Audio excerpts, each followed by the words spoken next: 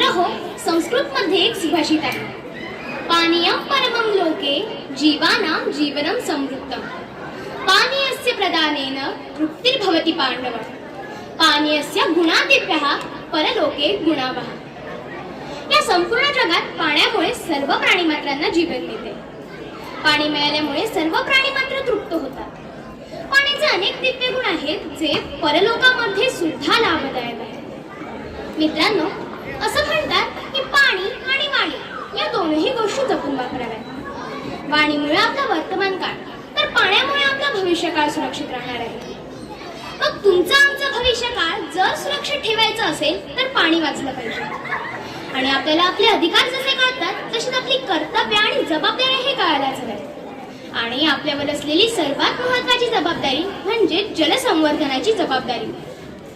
नगरेची रचावी, महावनेची लावावी, जलाशये निर्मावी नानाविध।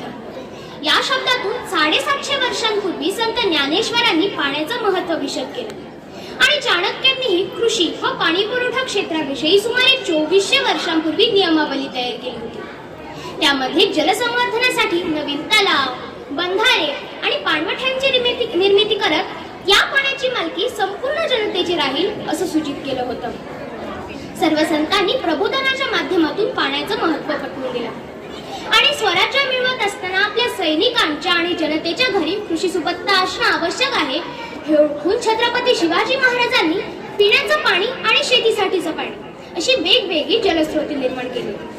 मग आता या सर्व गोष्टीतून तुम्ही आम्ही बोध घेणं अत्यंत गरजेचे आहे। कारण आज घडीला उरले पाणी जेमतेम, म्हणूनच आता वाचवायचा पाण्याचा थेंब थेंब। आपल्या पूर्वजांनी पाण्याचं योग्य ते नियोजन केलं, त्यामुळेच आज आपल्याला हवं तेवढं पाणी मिळते। मग आपल्या येणाऱ्या भावी पिढीला जलसंकटाचा सामना करावा लागू नये याकरिता योग्य ते पाणी नियोजन करायलाच हवं। आणि पाणी निसर्गाकडून मिळतं, म्हणून त्याचा गैरवापर न करता त्याची बचत करणं अत्यंत गरजेचे आहे। आणि त्याचबरोबर पावसाचं पाणी हे लगेच संपवण्यासाठी नाही, तर ते किमान 13 महिने तरी वापरायचं आहे असा निर्धार प्रत्येकाने मनाशी करायलाच हवा। जलसंवर्धनासाठी वैयक्तिक पातळीवर, गाव पातळीवर आणि समाज पातळीवर प्रयत्न आता केले गेले पाहिजे। मित्र हो, नको असेल दुष्काळाची आपत्ती तर वेळीच जपा जलसंपत्ती। जलसंवर्धन म्हणजे आपल्या भाषेत पाणी जपून वापरणं, पाणी साठा वाढवण्यासाठी मदत करणं, पाण्याची बचत करणं, त्याचा योग्य तो वापर करणं आणि अतिवापरावर बंधन घालणं। पाणी हे कारखान्यात तयार होत नाही किंवा ते शेतातही उगत नाही।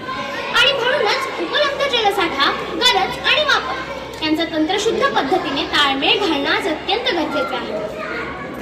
कधी विचार करून पहा, जर पाणीच नसेल तर आपण काय करू शकतो? या प्रश्नाचा गांभीर्याने विचार केला तर जलसंवर्धनासाठी आपण नक्कीच पहिले पाऊल उचलू। आपल्याला जिवंत राहण्यासाठी पाणी गरजेचे आहे हे नक्कीच, पण त्याचबरोबर देशाचा व्यापार, उद्योग, नाविन्यपूर्ण उपक्रम आणि आर्थिक यशाचेही ते इंधन आहे। जलम ददाति जीवनम, जलम विना मरणम। अर्थात पाणी असेल तर जीवन, नसेल तर मरणच। आज संपूर्ण जगात अनेक व्यक्ती, संस्था या पाणी प्रश्नावर अविरतपणे काम करत आहेत। दक्षिण आफ्रिकेमध्ये ग्रीन बेल्ट चळवळ उभी करणाऱ्या बंगाली मथाई असतील, राजस्थानच्या वाळवंटात जागोजागी जोखड बांधणारे जोखडवाले बाबा रविंद्र सिंह असतील, पायथा ते माथासारखी संकल्पना राबवून राळेगण सिद्धीतील शेकडो एकर जमीन ओलिताखाली आणणारे अण्णा हजारे असतील, यशवंत कृषीग्राम पाणलोट संस्थेच्या माध्यमातून हिवरे बाजाराचं नाव जगाच्या बाजारात नेऊन पोहोचवणारे पोपटराव पवार असतील, यांचा जलसंवर्धनाचा वसा आता आपण आपल्या खांद्यावर पेलला पाहिजे।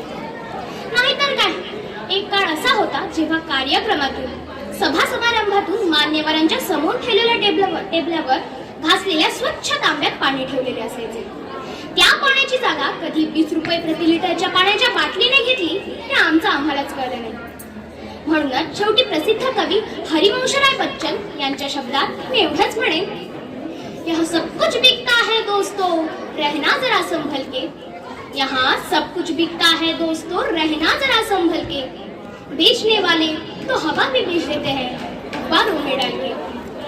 सच बिकता है, झूठ बिकता है, बिकती है हर कहानी। सच बिकता है, झूठ बिकता है, बिकती है हर कहानी।